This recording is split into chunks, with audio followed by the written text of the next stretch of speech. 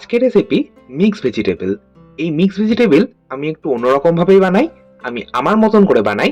কিভাবে বানাই সেটাই আজকের ভিডিওতে শেয়ার করছি। আসুন শুরু করা যাক আজকের ভিডিওটা। প্রথমেই দুটো পাত্রের মধ্যে আমি ফুটন্ত গরম জল নিচ্ছি। একটা পাত্রে জলের পরিমাণটা বেশি রেখেছি আর একটা পাত্রে কম রেখেছি। বেশি পরিমাণ জলের মধ্যে দিলাম হাফ চা চামচ লবণ আর কম পরিমাণ জলের মধ্যে 1/4 চা চামচ লবণ। বেশি পরিমাণ জলের মধ্যে দিলাম 1/4 চা চামচ হলুদ গুঁড়ো। লবণ আর হলুদটা মিশিয়ে নিলাম। আর এই পাত্রের জলটাতে আমি হলুদ ব্যবহার করলাম না। এবার এই ফুটন্ত গরম লবণ হলুদ জলের মধ্যে দিয়ে দিচ্ছি আগে থেকেই টুকরো করে রাখা ফুলকপি। আমি এখানে একটা ছোট সাইজের ফুলকপি অর্ধেকটা ব্যবহার করছি। আর ফুলকপি যদি রান্না করার আগে এইভাবে লবণ হলুদ গরম জলে ভিজিয়ে রাখা হয় তাহলে ফুলকপির মধ্যে থাকা ময়লাটা আলাদা হয়ে যায়। এছাড়াও অনেকেরই শারীরিক অসুবিধা হয় ফুলকপি খেলে, সেটাও কিন্তু হয় না। আর কম পাত্রের জলটার মধ্যে দিয়ে দিলাম এক মুঠো সুইট কর্ন। 10 মিনিট এই দুটো এইভাবে ভিজিয়ে রাখবো। অপরদিকে বাকি প্রিপারেশন গুলো নিয়ে নেবো। একটা হামানদিস্তার মধ্যে 2 টেবিল চামচ ভাঙা কাজু নিয়েছি। কাজুটাকে আমি এইভাবে একটু আধ ভাঙা করে নেবো। এইভাবে যদি কাজু বাদাম আধ ভাঙা করে ব্যবহার করা হয় তাহলে খাওয়ার সময় কাজু বাদামের টুকরো মুখে পড়লে খেতে ভালো লাগবে। একটা মশলার পেস্ট বানাবো, তার জন্য পাত্রের মধ্যে দিচ্ছি 2 টেবিল চামচ নর্মাল টেম্পারেচারে থাকা টক দই। এর সাথে দেবো 2 টেবিল চামচ বেসন। বেসন যদি এইভাবে দইয়ের সাথে ফেটিয়ে নিয়ে ব্যবহার করা হয় তাহলে গ্রেভি স্ট্রাকচারটা ভীষণ ভালো হয় আর অবশ্যই টেস্টটাও কিন্তু বেশ ভালো হয়। এরই সাথে দিচ্ছি হাফ চা চামচ কাশ্মীরি লঙ্কার গুঁড়ো, এতে ঝাল হয় না, রংটা ভালো হয়। হাফ চা চামচ হলুদ গুঁড়ো। হলুদ আর লঙ্কার গুঁড়োটা মিশিয়ে নিচ্ছি। এই মিক্স ভেজিটেবলে আমি জিরের গুঁড়ো বা ধনের গুঁড়ো ব্যবহার করি না, আপনারা চাইলে করতে পারেন। এর সাথে দিয়ে দিলাম হাফ চা চামচ কাঁচা লঙ্কা বাটা আর 1 চা চামচ আদা বাটা। এবার এর সাথে দিয়ে দেবো হামানদিস্তায় যে কাজুটা আমি আধ ভাঙা করে রাখলাম সেই আধ ভাঙা করে রাখা কাজু। আর দিয়ে দেবো 1 চা চামচ কাসুরি মেথি। কাসুরি মেথি এইভাবে যদি মশলার সাথে কষিয়ে নেওয়া হয় রান্নার স্বাদটা ভীষণ ভালো হয়। অনেকে হয়তো সব শেষে কাসুরি মেথি ব্যবহার করেন, তবে এইভাবে মশলার সাথে মিশিয়ে নিলে টেস্টটা কিন্তু বেশি ভালো হয়। আমাদের মশলার পেস্ট রেডি। এবার একটা পাত্রের মধ্যে নিচ্ছি 2 কাপ পরিমাণে হালকা গরম জল বা কুসুম গরম জল।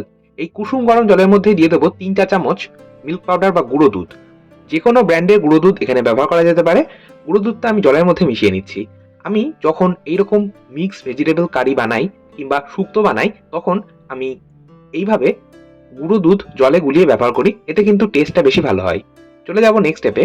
একটা হামানদিস্তার মধ্যে কিছু গোটা মশলা আমি ব্যবহার করব, সেগুলো নিয়ে নিচ্ছি। যেমন একটা ফাটিয়ে নেওয়া শুকনো লঙ্কা, একটা জয়িত্রী ফুলের অর্ধেকটা, একটা বড় এলাচ, 3টে ছোট এলাচ, হাফ ইঞ্চি মতন দারচিনি, 3 থেকে 4টে লবঙ্গ, 7 থেকে 8টা গোটা গোলমরিচ। এই সাথে দিয়ে দেবো হাফ চা চামচ শাহজিরা বা শাহি জিরা। শাহজিরার পরিবর্তে গোটা জিরে ব্যবহার করতে পারেন। এর সাথে 1/4 চা চামচ গোটা ধনে ব্যবহার করছি। এই গোটা মশলাগুলো আমি একটু আধ ভাঙা বা থেতো করে নেব।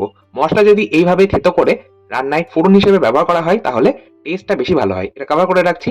কভার যদি না করে রাখা হয় মশলার সুন্দর গন্ধটা চলে যাবে। চলে যাব মূল রান্নায়। কড়াইয়ের মধ্যে দিয়ে দিলাম 1/4 চা চামচ ঘি। ঘিয়ের পরিবর্তে তেল দিতে পারেন, তবে ঘিয়েই কিন্তু টেস্টটা বেশি ভালো হবে।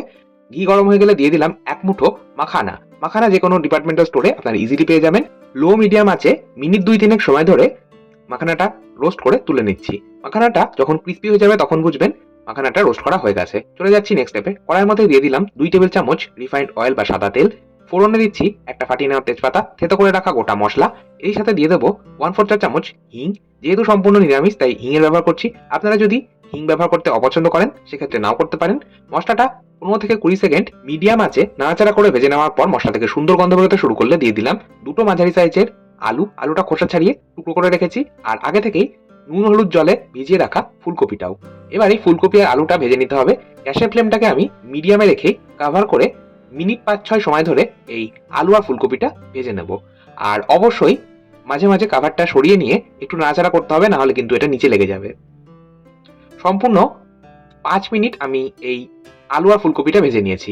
এবার 5 মিনিট পর দিয়ে দিলাম একটা মাঝারি সাইজের গাজর। গাজরটা খোসা ছাড়িয়ে টুকরো করে রেখেছি। দিয়ে দিলাম 25 গ্রাম ফ্রেঞ্চ বিনস। বিনসটাকেও আমি টুকরো করে রেখেছি। এক মুঠো ফ্রেশ কড়াইশুঁটি বা মটরশুঁটি। আর আগে থেকেই ব্লাঞ্চ করে রাখা বা গরম জলে ভাপিয়ে রাখা সুইট কর্নটাও দিয়ে দিলাম। সমস্ত সবজি মিশিয়ে নিলাম। সবজিটা ভেজে নেবো, তবে তার আগে দিয়ে দেবো 1 চা চামচ লবণ বা স্বাদ মতন লবণ। এবার এই সবজিটা গ্যাসের ফ্লেমটাকে মিডিয়াম টু হাই রেখে মিনিট 2-3 সময় ধরে ভেজে নিতে হবে। আর আমি এটা কভার করেই ভাজছি, কারণ কভার করে যদি ফ্রাই করা হয় তাহলে ফ্রাইটা খুব ভালো হয়। আচ্ছা, সম্পূর্ণ 3 মিনিট পর ঢাকা চাপা সরিয়ে এবার আমি দিয়ে দেবো আগে থেকেই বানিয়ে রাখা মশলার পেস্ট।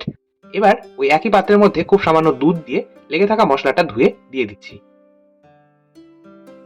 এবার এই মশলাটা কষিয়ে নেব, তবে তার আগে দিয়ে দেবো একটা ছোট সাইজের ক্যাপসিকামের অর্ধেকটা, যেটা আমি এইভাবে একটু বড় করে টুকরো করে রেখেছি। ক্যাপসিকাম যেহেতু ফ্রাই হতে সময় অনেকটাই কম লাগে, তাই সব শেষেই দিচ্ছি। আর ক্যাপসিকামের মধ্যে একটু ক্রাঞ্চিনেস থাকলে খেতে কিন্তু বেশি ভালো লাগবে। এবার এই মশলাটা কভার করে কষিয়ে নিতে হবে। গ্যাসের আঁচটাকে মিডিয়ামে রাখবো। খুব বেশি সময় ধরে মশলা কষানোর প্রয়োজন নেই, কারণ যেহেতু শুধুমাত্র আদা আর কাঁচা লঙ্কা রয়েছে। আদা আর কাঁচা লঙ্কার গন্ধটা যেতে ম্যাক্সিমাম 2 থেকে 3 মিনিট সময় লাগবে। 2 থেকে 3 মিনিট মশলাটা কষিয়ে নেওয়ার পর দিয়ে দিচ্ছি দুধ। যে দুধটা আমি আগেই রেডি করে রেখেছিলাম। তবে আপনারা যদি দুধ দিয়ে গ্রেভি বানাতে না চান, সেক্ষেত্রে জলের ব্যবহারও কিন্তু করতেই পারেন। দুধ বা জল যেটাই ব্যবহার করেন সেটা সম্পূর্ণ আপনাদের নিজেদের উপর নির্ভর করছে। কারণ যতটা গ্রেভি রাখতে পছন্দ করবেন ততটাই কিন্তু দুধ বা জল ব্যবহার করবেন। দুধ দেওয়ার পর কভার করে 5 মিনিট মিডিয়াম আঁচে আমি এটা রান্না করলাম। সবজিগুলো সমস্তটা সেদ্ধ হয়ে যাওয়ার পর দিয়ে দিলাম আগে থেকে রোস্ট করে রাখা মাখানা। দিয়ে দিলাম ঘি 1 টেবিল চামচ, 1/4 চা চামচ গরম মসলার গুঁড়ো আর 1 টেবিল চামচ চিনি। চিনিটা অবশ্যই দেবেন, চিনি কিন্তু টেস্টটাকে ব্যালেন্স করবে। বাই দ্য ওয়ে, আজকে আমি এই মিক্সড ভেজিটেবলে কোনো রকম পনির ব্যবহার করছি না। আপনাদের যদি ইচ্ছে হয় আপনারা পনির কিন্তু ব্যবহার করতে পারেন। পনিরটাকে আগে ফ্রাই করে তুলে রাখার পর এই মাখানার সাথে সাথে পনিরটাকে ব্যবহার করতে পারেন। আমাদের মিক্সড ভেজিটেবল একদম তৈরি। সবশেষে ওপর থেকে কুচনো ধনেপাতা ছড়িয়ে পরিবেশন করছি। সম্পূর্ণ নিরামিষ এই মিক্সড ভেজিটেবল কারি আপনারা পরিবেশন করতে পারেন যে কোনো রকম রুটি বা পরোটার সাথে। আজকের মতো তাহলে এই পর্যন্তই। আবার চলে আসবো নতুন কোনো ভিডিও নিয়ে, নতুন কোনো রেসিপি নিয়ে। ভালো থাকুন, সুস্থ থাকুন। ধন্যবাদ।